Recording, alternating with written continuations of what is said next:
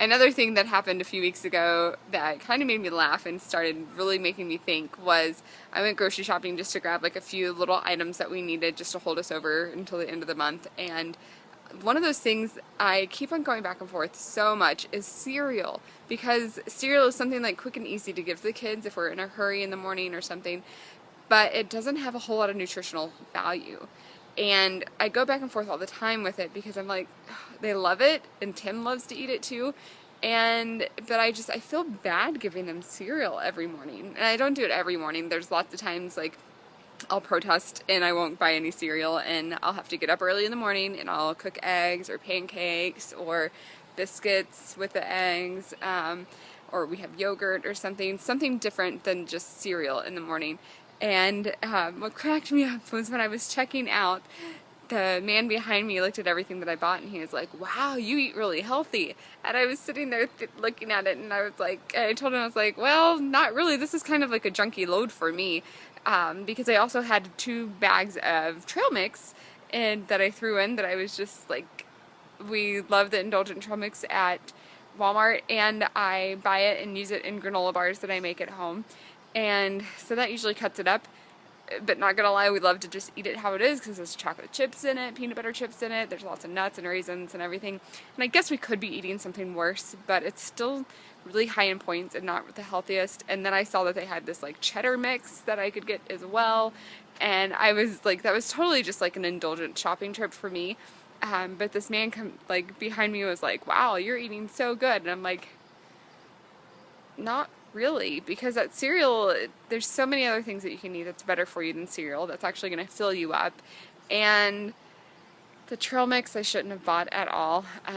Something I've been contemplating lately is like not even having snacky food in the house, because if we don't have it, we won't eat it. And it would be good for me to train our family to not be eating as much as we do, because my 3-year-old will eat as much as I do. In fact, at lunch today, she ate the exact same thing that I had, and I was full afterwards, and she looked at me and said, "Mommy, I'm still hungry." And I said, "We're going to wait, and we're going to let the food settle down into our tummy, and then we can have dinner later." And it really frustrates me, because when a child says that they're hungry, it's like, okay, I'll feed you, you're hungry. But I know she just ate the same amount that I did, and I feel kind of like an enabler with overfeeding my kids, and I need to not do that. But I don't know the balance. I don't know how to know, like, okay, they've eaten this, then they're okay, and I don't want to have to go extreme in counting their calories and everything. I don't think that's necessary. But part of it, I think, is just making sure, I don't know, like, should they eat like half as much as what I'm eating, or should they, I don't know how to judge it. And I know I need to get them out and more active. Like, Tim and I make sure that we're going to the gym and working out, but we're not necessarily making sure that the kids are out running around and doing stuff as active as we are. Yeah, so that's just a struggle as a mom that I'm dealing with, is how do I make my house healthy?